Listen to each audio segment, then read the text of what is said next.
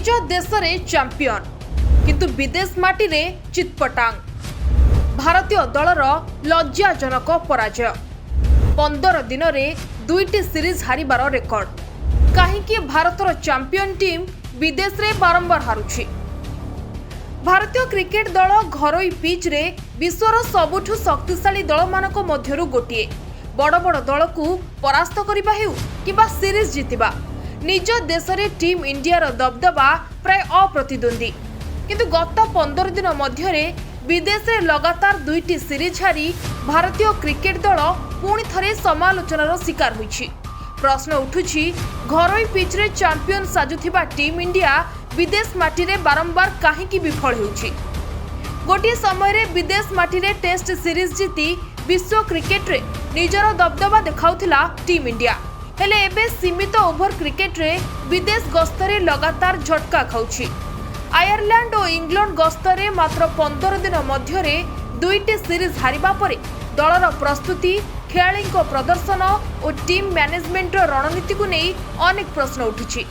Swing और सीम bowling सामना रे बैटर माने आत्मविश्वास हराउछंती। नुआ बॉल रो सठिक व्यवहार एवं डेथ ओभर रे रन नियंत्रण करिबारे दल बारंबार विफल हेउछि।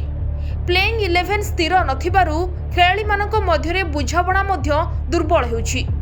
गुरुत्वपूर्ण समय रे विकेट हराइबा किंबा सहज कैच छाड़िबा भारत पाई बड़ समस्या होइछि। छोट छोट भूल मैच रो फलाफल बदलाई देउछि। तेबे पराजय परे भारतीय पिच को नहीं चर्चा आलोचना जोर धरिछि। भारत रे अधिकांश समय रे बैटिंग फेवरिंग किंबा स्पिन सहायक पिच तैयारी हेउछि जहां दल को भारत रे अप्रतिद्वंदी करुछि। किंतु इंग्लैंड आयरलैंड न्यूजीलैंड व दक्षिण आफ्रिका रे सीम स्विंग और उच्च बाउंस थिबा पिच भारतीय खेलाड़ी प्रतिबंधक सृष्टि करुछि। सेठारे धैर्यपूर्ण टेक्निक आवश्यक होइथाय जहां आधुनिक T20 और IPL फ्लैट पिच अभ्यास रु बहु दूर रे। अनेक कहउछंती जे बीसीसीआई और टीम मैनेजमेंट जानी सुनी एपरी पिच तैयारी करुछंती। एपरी हेले दल निज देश रे सहजरे जितिबो एवं बड़ आर्थिक लाभ मध्य देबो। एहाको एक प्रकार होम टार्गेटिंग बोली समालोचना हेउछि जेउथिरे विदेशी दल को असुविधा रे पकाइबा पई पिच प्रस्तुत करा जाय किंतु एहा एबे भारतीय दल पई बुमेरांग पलटिछि। घरोई परिस्थिति रे खेलिबारे अभ्यस्त भारतीय खेलाड़ी माने विदेश पिच रे निजको खाप खुआई पारुनाहांती। फलरे जेउ अस्त्र रे भारत दिने विदेशी दल को परास्त करुथिला आज सेही अस्त्रर ओलटा प्रभाव भारतीय दल उपरे पडुछि। पूर्वर देखिबाकू मिलिछि जे भारतीय दल निज इच्छा अनुसार पिच तैयारी कराई बांग्लादेश और वेस्टइंडीज भली दल को सहजरे हराइछि। सेतेबेले गौतम गंभीर पिच रो प्रशंसा करी टीम रो सफलता क्रेडिट नैछंती किंतु सही रणनीति जेतेबेले न्यूजीलैंड और दक्षिण आफ्रिका विरोध रे विफल होईछि सेतेबेले गंभीर कहिसंती जे एही पिच आमे चाहिथिलु ओ मिलिछि खेलाड़ी माने भलो खेली नाहंती।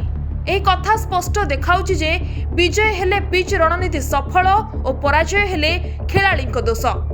तेबे भारतीय दल लगातार आयरलैंड और इंग्लैंड सीरीज हारिबा पछरे आउ एक कारण हेउछि विदेशी परिस्थिति सह खाप खुआइबारे विफलता।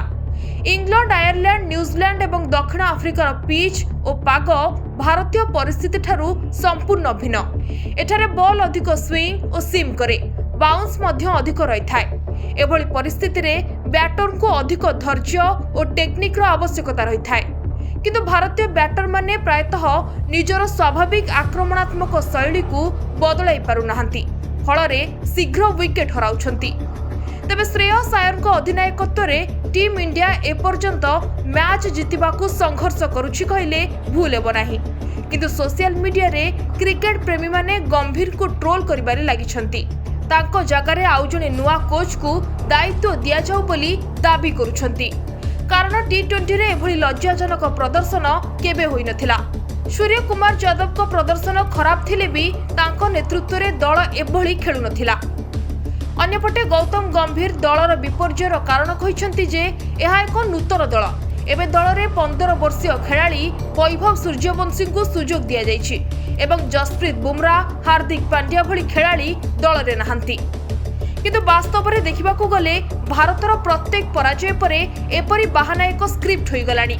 प्रत्येक अंतर्जातीय दल युवपीढ़ी को सुजोग दिए एवं परिवर्तन आणे यह कौनसी नुआ कथा नुहे।